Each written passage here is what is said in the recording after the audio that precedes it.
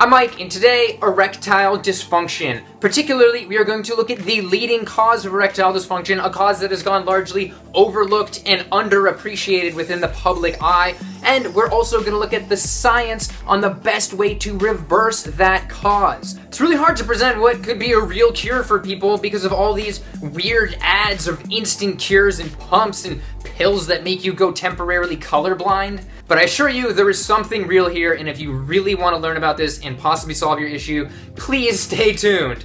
Okay, let's get right into this. Real quick snapshot, 30 million men in the US have erectile dysfunction. 1 in 4 new cases of ED are men under 40, and by the age 40, you have about a 40% chance of getting erectile dysfunction, and that has a stepwise increase until you reach 70, in which you have a 70% chance of having erectile dysfunction. This is an epidemic. They say the penis is the window to a man's heart, but equally as accurate, the softness of a penis can be the window into a man's heart disease. Actually, it's more like a crystal ball into their heart disease future.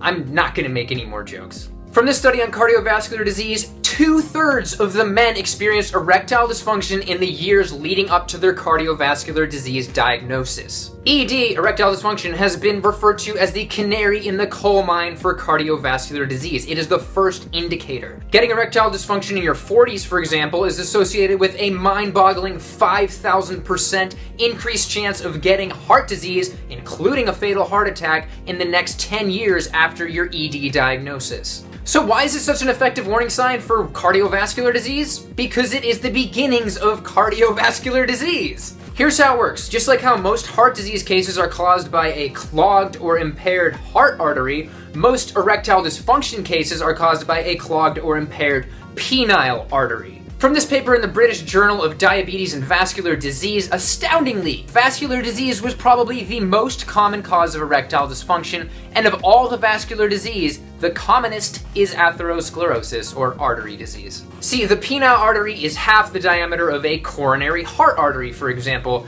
so a thin layer of fatty deposits on the inside of your heart artery might only decrease flow by about 20%, while on your penile artery, that same thin layer could mean 50% less blood flow. But physical blockages are not the only issue. The way an erection takes place is through the dilation of your penile artery, which allows a surge of blood. But atherosclerosis, or hardening of the arteries, prevents it from dilating properly. And this is why Viagra works. It's a vasodilator. It forces your arteries to dilate, which logically can wreak havoc on somebody with impaired, damaged arteries, and is likely why over 500 heart disease deaths were linked to Viagra in its first year on the market alone. Studies by Pfizer didn't seem to find any issues. Don't mind that Pfizer manufactures Viagra. That's besides the point. By now you may be thinking, none of this really matters to me. I probably don't have clogged arteries. Well, if you live in the USA, quote, fatty streaks are found in the aortas of nearly all children by the age of 3 years old. Aorta is, of course, your largest artery. These fatty streaks regularly become fibrous plaques in one's 20s, which can certainly impede an erection. In no way is clogged arteries unusual in the modern Western world. Yeah, but aren't a large portion of ED cases psychological?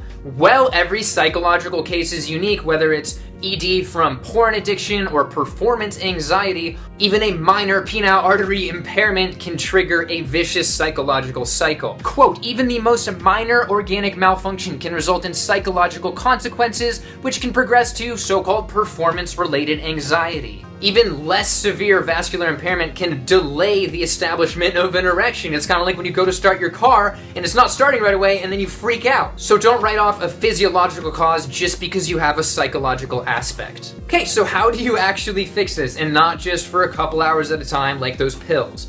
Well, the best, most reliable, scientifically proven way to do it is through a oil-free vegan diet, which is shown to improve artery function and unclog arteries, reversing cardiovascular disease, and not just epidemiologically, but in interventionary dietary trials. One of the earlier studies to demonstrate this was by Caldwell Esselstyn in the 90s. He put 22 people with advanced cardiovascular disease on a whole food vegan diet. None of the 17 patients that stuck with the diet had adverse effects like a heart attack or stroke, despite the same 17 people having 49 such events in the 8 years prior to the study. And 70% saw a measurable reversal of their artery clogging. Here is one of the participants from the study. Anthony and the other male patients also noted another change. When you're young, when you're a teenager, you see a female and so on, and the first reaction physically, raise the flag, I call it. This happened to us.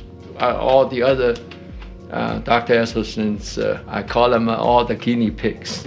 The flag still rises. Later on, Dr. Esselstyn did a similar study with 198 people, and among other amazing things, they demonstrated a dramatic clearing of arteries and increase in blood flow after just 3 weeks on an oil-free vegan diet. I have to emphasize this because there are probably vegans getting mad right now. No, not any vegan diet will do. One with processed foods will not get these results. Oil, as I explained in one of my recent videos, though not as bad as butter, can still clog your arteries. But isn't erectile dysfunction just the natural course of aging for men? Well, it really doesn't have to be that way. Here is Colin Campbell, a whole food plant-based doctor, on Bill Maher. And I was kind of making a joke about blood flow to the penis, but when people have a bad diet, that's when they need the Viagra, right, Doc? Absolutely, it's absolutely true. Age has nothing to do with it. I thought. You know what I think? No, it's really true. If we were eating right, we wouldn't need to be selling Cialis and all this, that Viagra and stuff like that. But you're 77, you don't need it, right? No. All right, Doc, high five. Finally, there is one more significant cause of erectile dysfunction that I have not talked about, and that is medication. A lot of which is blood pressure lowering medication. And depending on the study, vegans have a 60 to 75% lower incidence of high blood pressure than their surrounding omnivore population. Zooming out, ironically, the number one thing between you and your manliness might be your desire to be manly. Grilling all that meat and pounding down all those barbecue chicken wings and so on. To get the point across, I will translate this into bro for you. You're cock blocking yourself, bro. You know, you just gotta go vegan and clear up your arteries and get back in the game, man. You gotta give those honeys your fine man piece. It's clutch, bro. Clutch!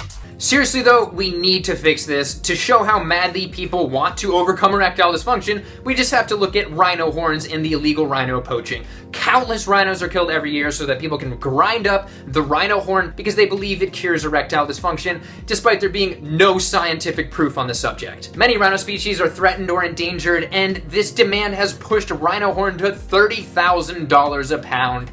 Not cool. In conclusion, the most reliable, scientifically valid way to overcome the root cause of erectile dysfunction is an oil-free vegan diet. It's not as easy as a pill, but it's worth it.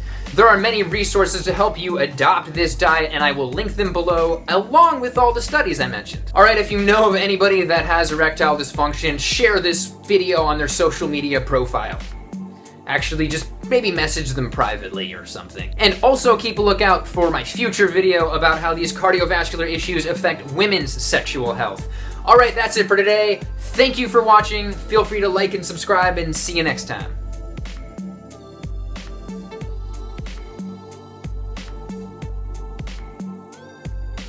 Bro. You're cock blocking yourself, bro. Clutch! Blood flow to the penis. Your fine man piece, honeys. Raise the flag. Cock blocking yourself. Raise the flag. Clutch! Get back in the game, man. Honeys. High five.